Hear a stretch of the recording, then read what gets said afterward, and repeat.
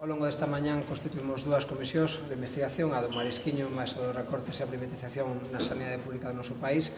Con relación á comisión do Marisquiño, nos agardamos dela dúas cousas. En primeiro lugar, o coñecemento real de que foi o que pasou, algo que non pudemos obter hasta este momento polo reproche continuo entre as administracións que teñen unha responsabilidade seguro que concorrente. Vimos unha actitude absolutamente infantil, tanto desde a Xunta de Galicia como desde o Concello de Vigo, como desde a Autoridade Portuaria, botando balos fora en vez de asumir as súas propias responsabilidades e investigar que foi o que pasou. Esperamos desta comisión que consiga, en primeiro lugar, botar luz sobre o sucedido, esa é a luz que lle fai falta a Vigo, saber que sucedeu no caso da comisión do Marisquiño e a partir de aí tomar medidas de cara ao futuro. O ámbito parlamentario é un ámbito idóneo, polo ámbito competencial, para investigar varios dos temas que teñen que ver con ese accidente. En primeiro lugar, o funcionamento da propia lei de espectáculos, que tiña que ter supervisado as propias instalacións, a verificación das licencias, condicións de seguridade, algo que colle dentro do Parlamento e aparte que é algo que estaba atribuído á Xunta de Galicia. Por lo tanto, o Parlamento galego é o Parlamento idóneo para revisar esa situación. E, en segundo lugar, as responsabilidades da propia Autoridade Portuaria. Non esquezamos que López Veiga é nomeado pola Xunta de Galicia, por Núñez Feijóo, e, polo tanto, temos que examinar cal foi o papel realizado pola Autoridade Portuaria neste momento e, en segundo lugar, verificar se a partir de aí merece continuar ca confianza da Xunta e, desde logo, da Cámara, ou se non a merece. Isto, evidentemente, non obsta que existan outro tipo de ámbitos de responsabilidade que haxa que investigar tamén. Estamos referindo ao Concello de Vigo. Nos lamentamos profundamente a cerrazón de Abel Caballero a hora de abrir unha comisión de investigación tamén no propio Concello para poder determinar o seu propio ámbito de responsabilidade. Ou é que o Concello de Vigo non tiña nada que ver con todo o sucedido durante o Festival do Marisquiño?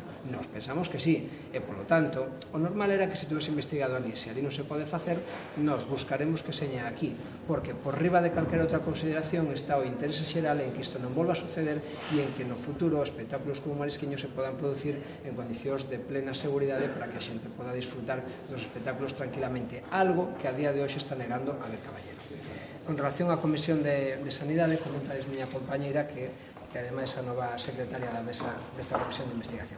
Na mesma liña que trasladaba Luís ahora en referencia á Comisión do Marisquiño, a intención de Marea nesta Comisión da Sanidade de logo que se esclarezan as responsabilidades políticas que defendimos que existían dende o primeiro minuto, fundamentalmente no caso das persoas enfermas de hepatite C que non recibiron eses tratamentos e tamén no falecemento desa persoa no punto de atención continuada da Estrada, pero obviamente tamén falar das responsabilidades políticas, das consecuencias dos recortes e das privatizacións que a nosa sanidade pública leva sufrido dende os últimos 9 anos. Non nos esquecemos, a pesar de que teñen eses dous puntos fundamentais, de outra serie de desgrazas acontecidas na nosa sanidade pública que denunciaron traballadores e traballadoras tamén, como pode ser ese falecemento que se denunciou nas urxencias do Hospital de Santiago de Compostela.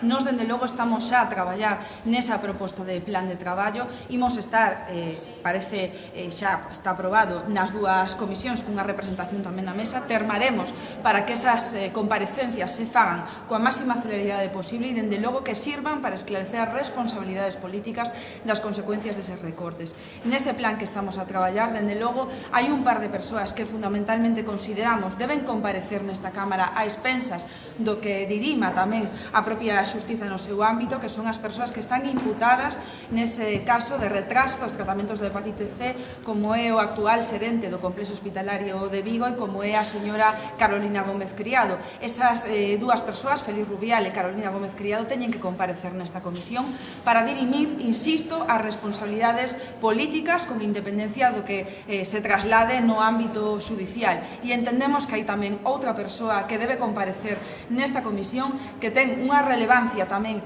nese desgraciado caso dos tratamentos, pero tamén no que foron as últimas privatizacións nestes últimos anos, que é a señora exconselleira de Sanidade, a señora Rocío Mosquera, pola súa implicación nas privatizacións dende o seu mandato, dende logo tamén pola implicación nos casos de hepatite C e pola súa actual cargo relevante ao fronte de Galaria e con todas as privatizacións e contratos que se fan dende esta entidade.